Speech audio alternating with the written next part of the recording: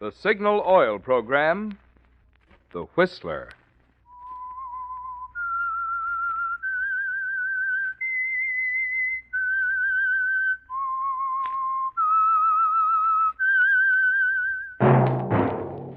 That whistle is your signal for the Signal Oil program, The Whistler.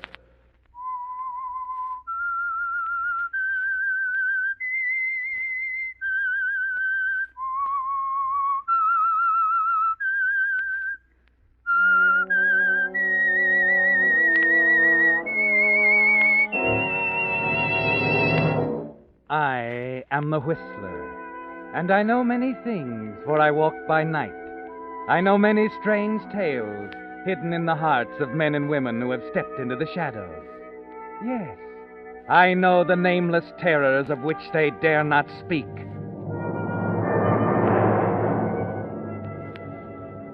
Yes, friends, it's time for the Signal Oil program, The Whistler.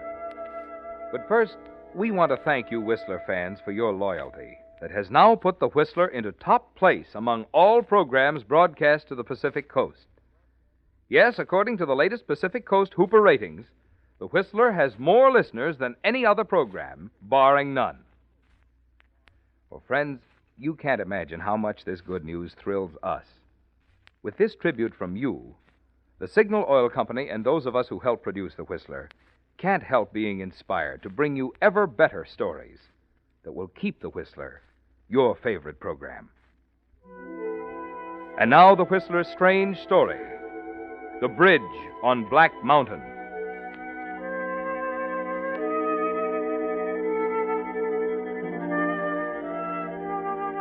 Delbert's mind wasn't on his work.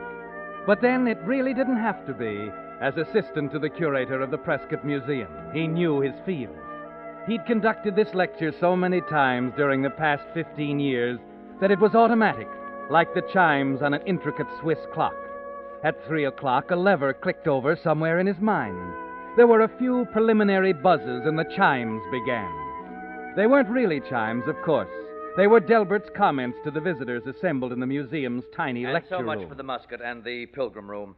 And now, here we have samples from the Indian exhibit, another gracious endowment of the National Historical Institute. Contained here is the finest collection of arrowheads in the entire state.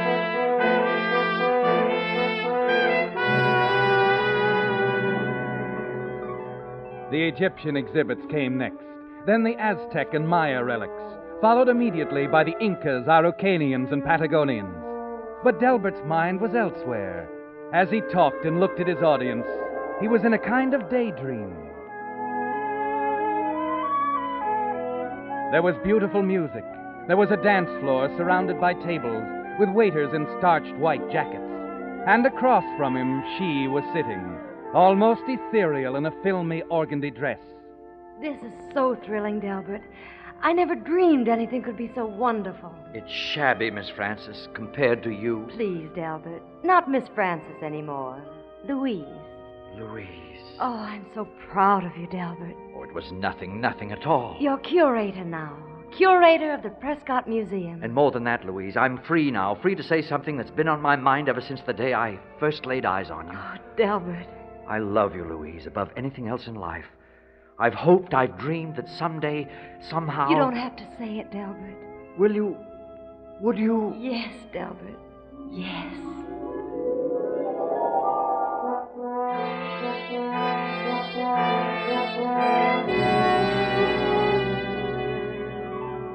And the daydream is as automatic as the lecture, Delbert.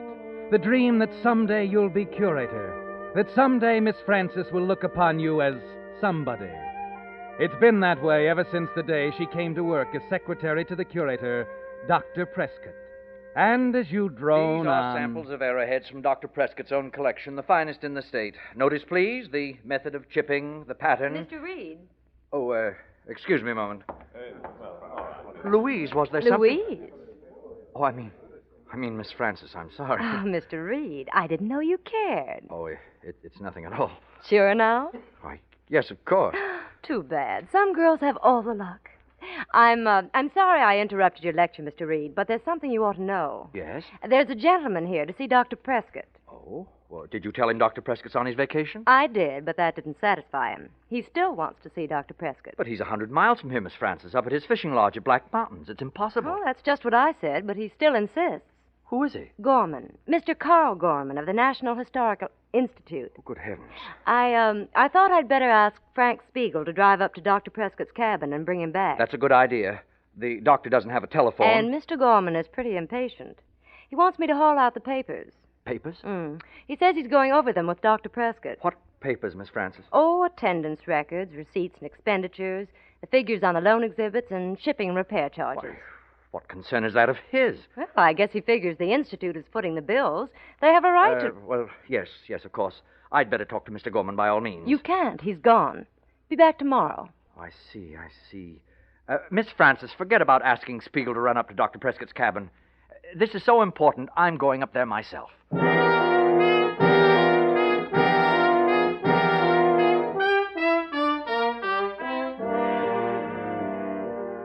It's 3 hours to the cabin from town, Delbert. The last 10 miles on a winding one-way road up Black Mountain. And every foot of the way you can hear the world falling down around your ears. Your hopes for the curatorship of the museum. Your love for Miss Francis. Everything. You tell yourself that somehow Dr. Prescott will understand. Keep thinking of the little kindnesses you've done for him over the years. The time you loaned him your car. The trees you chopped down for him on the narrow road up to the cabin. The rickety bridge just before you get there. The one you helped him repair just last summer. Perhaps he'll remember these things, Delbert.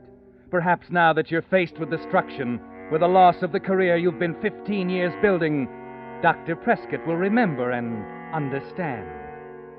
You watch the doctor carefully as the two of you sit face to face across the table in the rustic room over a cup of coffee. So Gorman's after us at last. Well, it's a horrible thought, but I guess I'll have to drive down and see him. It would seem so, sir. Oh, blasted nuisance. The Institute on our trail wanting us to account for every penny of their blood money. Delbert, museums should be run by taxes, same as battleships and sewers. You're absolutely right, Dr. Prescott. Link up, Delbert. We'll go and see the man. Oh, Dr. Prescott, there's something you really should know before you see Mr. Gorman. I think I know what you mean, Delbert. No, I'm afraid you don't, sir. It's about certain expenditures during the past year, the loan exhibits. As you know, I've handled them.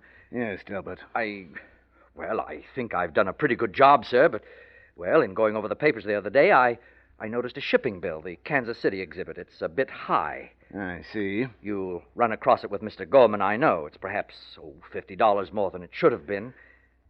I'm glad you told me, Delbert, because you see, it saves me telling you. It's an ugly job firing a man who's been a good employee for 15 years. I don't understand. Of course you do. You padded the Kansas City bill by $147.16. The Chicago freight charges were $72.08 more than they should have been. There are a dozen others. Dr. Prescott, You needn't explain, Delbert. I have a complete file on the whole matter in my safe at the museum. You must know I plan to let you go as soon as I return from my vacation. I'm sorry, Delbert. Excuse me a moment now. I'll get my coat.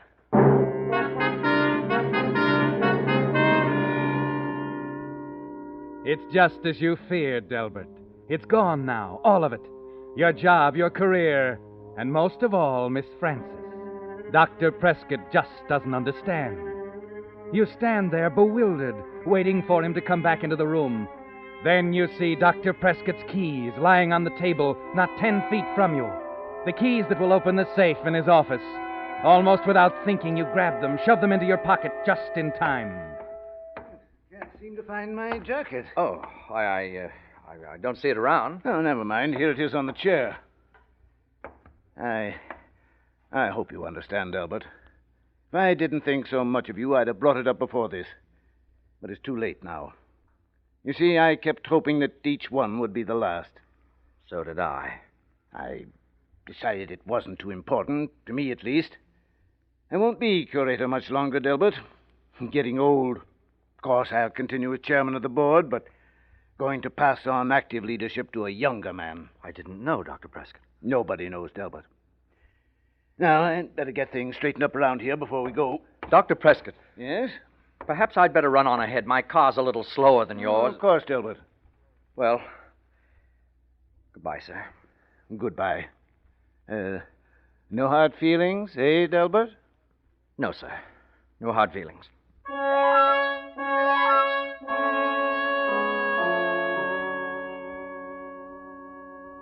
There's a numbness inside you as you close the cabin door, walk through the damp darkness to your car, and drive away through the tall, dark pines near the cottage. You wish Dr. Prescott weren't such a fine man, because you know that you'll never stand by and let him expose you without fighting back somehow. And as the wheels of your car rumble out across the flimsy bridge, spanning the ravine below the cabin, it comes to you. On each side of the bridge, there's a kingpin joining the two main supports. On the far side of the bridge, you bring your car to a stop. Look under the seat until you find a heavy wrench. It takes only a few seconds to climb down and out along the supporting timbers you yourself helped put in. And as you start working at the kingpin joining the two main supports, Dr. Prescott's words come to you over and over again with each turn of the wrench. No hard feelings, eh, Delbert? No hard feelings, eh, Delbert? No hard feelings, eh, Delbert? There. No, Dr. Prescott. No hard feelings at all.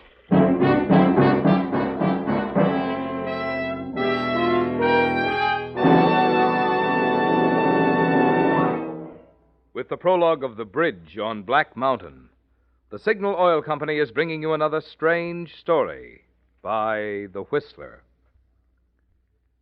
But now, a word to you drivers who want to be sure you're getting the tops in quality when you buy gasoline. Just consider the facts.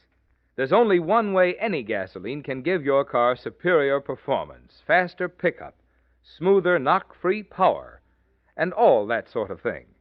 That's by helping your motor run more efficiently.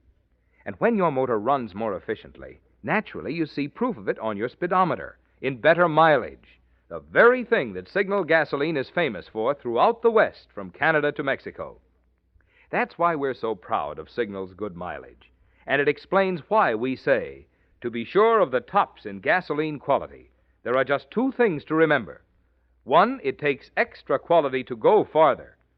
And two, Signal is the famous Go Farther gasoline. And now back to the Whistler.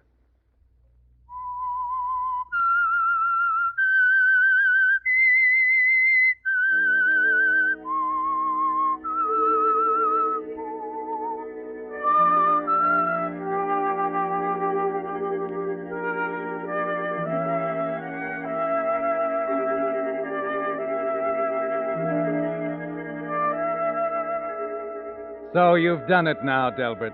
For the first time in your life, you've fought back. You arrive home at midnight, confident that Dr. Prescott will not show up in the morning to expose you. Confident that the bridge with the kingpin carefully removed from the main supports will be your ally. And as you drop off to sleep, you can see it all. The sickening sag as the weight of Dr. Prescott's car moves out onto the span. The crunch of timber. The terrible, deadly drop to the rocks below.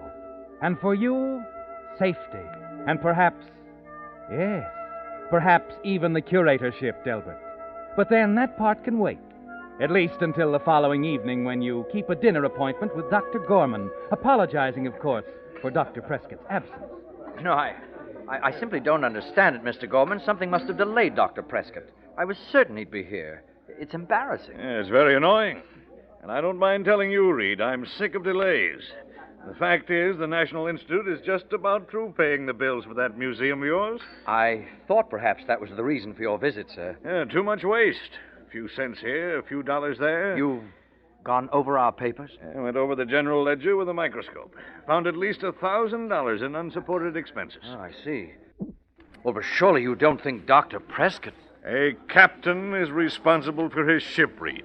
And Prescott was a good man once. Probably still the best man for chairmanship of the board. But as far as the actual administration, he's getting careless, forgetful. Oh, it's such a shame. Business is business.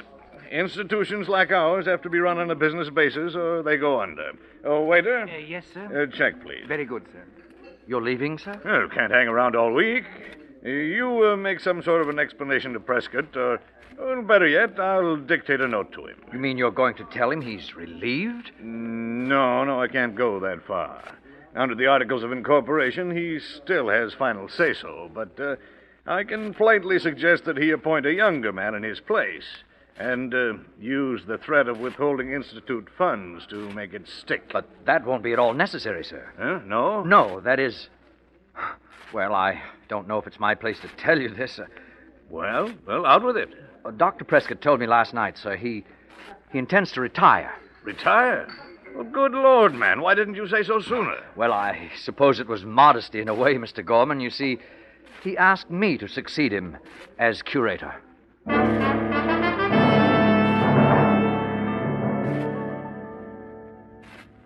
Yes. So you decided to take all. And now there's just one last detail to look after. Upstairs in Dr. Prescott's office, you feel in your coat pocket. The keys to his private safe are still there.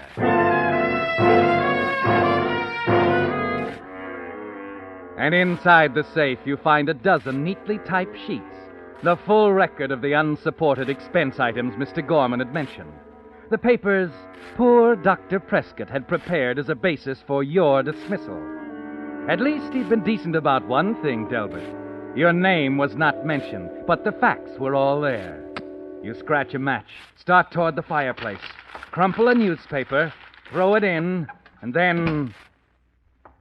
Hello, Delbert. Sorry to butt in, old boy, but... Looking for someone, Spiegel? Don't look so glum, Del. I just came up to congratulate you. It was supposed to be confidential. I've got near to every keyhole. Bet you were surprised. Well, it did sweep me off my feet. That makes two of us. What? Yeah, knocked me over, too. You see, Prescott told me only yesterday that I was set up for the job of curator. You must be mistaken, Frank. I once wrote a thesis on the human memory, Delbert. But you're too young, Frank. That's why he picked me. Said we needed some young blood around here. But Frank, surely... Frank, you've made this all up, haven't you? Out of the whole cloth. You've had the colossal Never mind bad that now. taste. All I know is that Prescott told me a different story, and I'm curious about the reason. That's why I'm going home and get my car and drive up to his cabin right now. But he isn't there. He's on his way down. Maybe. Maybe not. But that man's never been late for an appointment before in his life, Delbert. And I'm going to find out why he's a full day late this time. So long, Delbert. See you when I get back.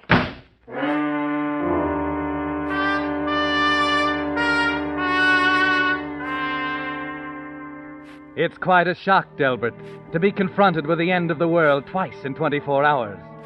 It's clear now, isn't it? It'll be your word against Frank Spiegel's. And you're not a gambler, Delbert. You glance down at the sheaf of paper still in your hand, pause a moment, and then move quickly to the typewriter. See now. Memo to Delbert Reed. Believe attached papers self-explanatory. As new curator, it will be your job...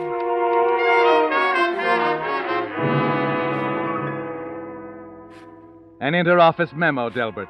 One that won't require Dr. Prescott's signature to appear quite valid. You finish, fold it, and attach it to the other papers. The record of your trivial thefts on which Prescott so decently neglected to put your name. 10 minutes later, you walk in the back entrance of Frank Spiegel's apartment a block away. And as you mount the rear stairs to the 4th floor, you're running it over and over in your mind. 4 floors above the street, Delbert. That's over 40 feet from Siegel's window to the pavement. It should be enough. Wow, Delbert. I thought you'd show up. Decided to go along with me, huh? Well, no, Frank. I merely want you to see something before you leave. Huh? What's that? A few papers. Here in my briefcase. There's a note here. I think it explains... here we are. Let me see. Oh, yes. Memo from Prescott, huh? To Delbert Reed. believe attached paper self-explanatory. As he As turns new toward the curator, light it'll be to your read the job memo, to discharge you take man Dr. Prescott's responsible heavy for onyx this act. paperweight out of your A man side of pocket. demonstrated Slowly dishonesty. raise your arm. Hey, what the deuce? We must both see that Spiegel.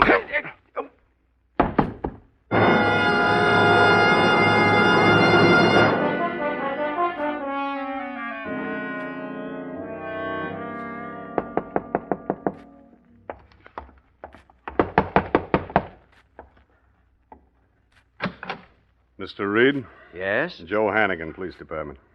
Police? Yeah. Mind if I come in? Why, no, not at all. Sure clabbery weather tonight, Mr. Reed.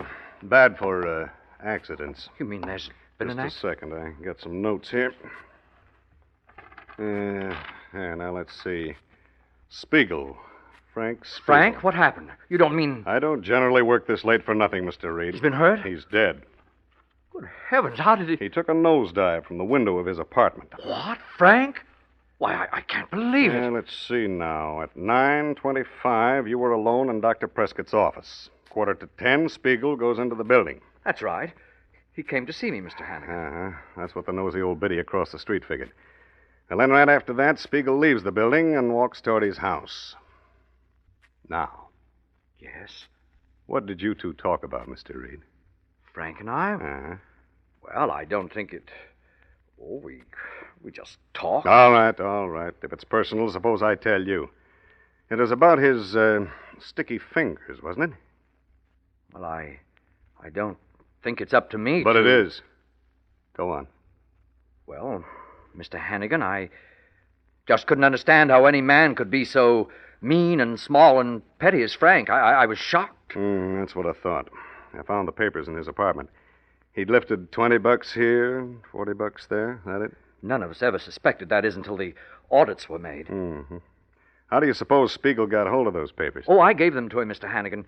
You may as well know it now. I decided the fair thing was to give him all the facts and let him have a chance to defend himself. Mm-hmm.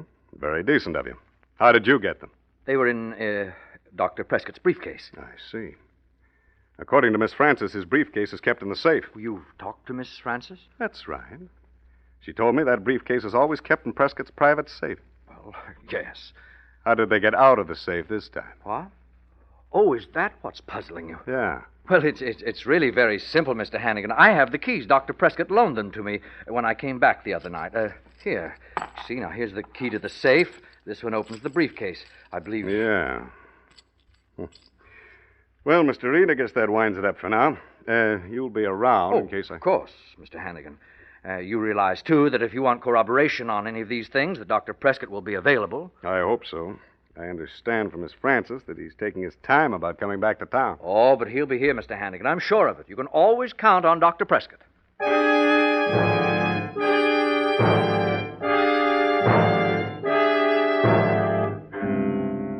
Yes, it's gone beautifully up to now. But there's still one thing that can destroy you, Delbert. Still one terrible question. And the answer lies at the bridge on Black Mountain.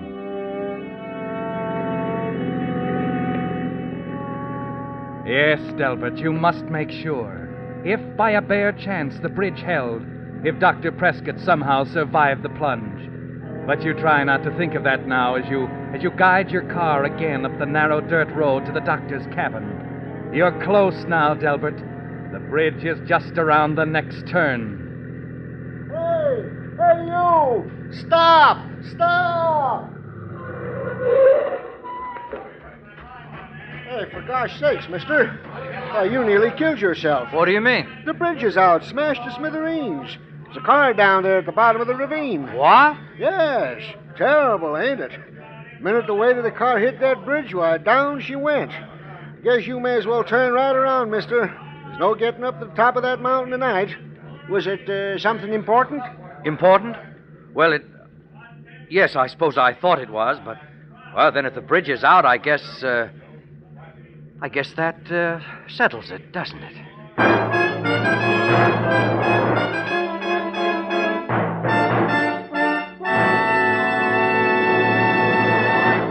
The Whistler will return in just a moment with a strange ending to tonight's story.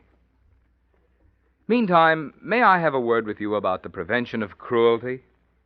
Back in the horse and buggy days, you know, there were laws to keep drivers from beating their horses.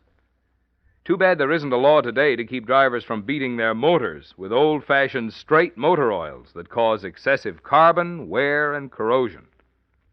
After all, it's unnecessary today to put up with those old bugaboos that up repair bills and cut down performance, thanks to that new type signal oil that combines pure paraffin base with 5 scientific compounds, Signal Premium Motor Oil. In comparative tests with today's finest straight oils, Signal Premium Motor Oil actually kept motors 6 times cleaner, reduced cylinder wear 1/3. And what does this mean to you? Well, less carbon means that your motor runs quieter, smoother, and less cylinder wear means more power. So to keep your car's performance young, make your next oil change a change for the better. Switch to the new type Signal Oil that's your guarantee of a sweeter running motor. Signal Premium Motor Oil. And now back to the Whistler.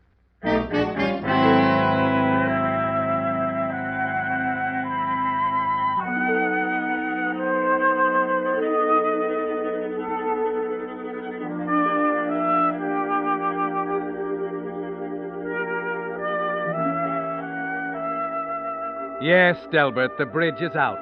You can see it for yourself as you peer through the rain at the small gathering of lanterns on one edge of the ravine, as you note in the dim flickering the tangled mass of broken planks and beams, and as you move up to the little group at the brink to look down at the smashed car and the storm-swelled torrent far below, you know for certain that the bridge on Black Mountain has done its job. That Dr. Prescott, poor man, is happily out of the way.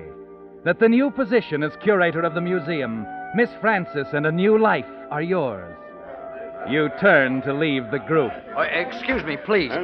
Well, Mr. Reed. Oh, Hannigan. Didn't expect to see you up here this time of night.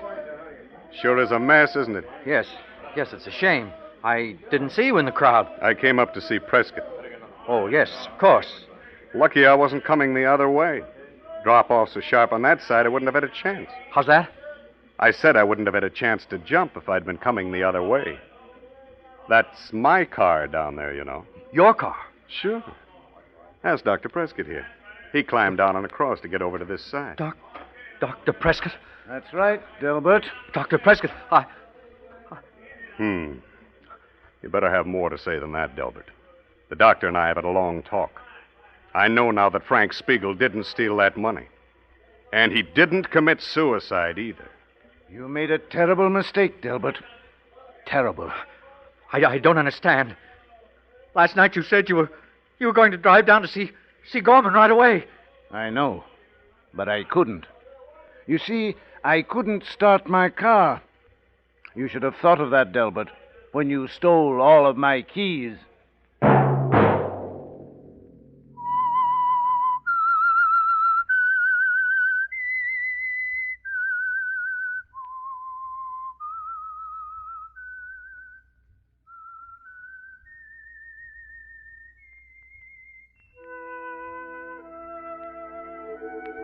Let that whistle be your signal for the Signal Oil program, The Whistler, each Wednesday at this same time. Brought to you by the Signal Oil Company, marketers of Signal gasoline and motor oil, and fine quality automotive accessories. Signal has asked me to remind you to get the most driving pleasure, drive at sensible speeds, be courteous, and obey traffic regulations. It may save a life, possibly your own.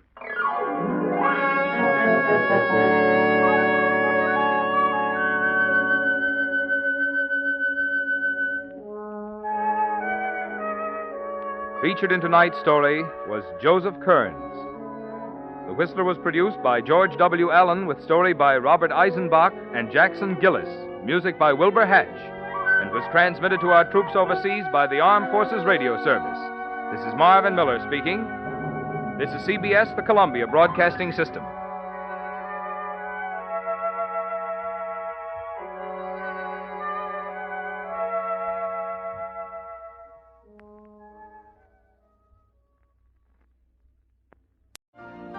You've been listening to the OTR Gold Network. Find more classic radio at otrgold.com.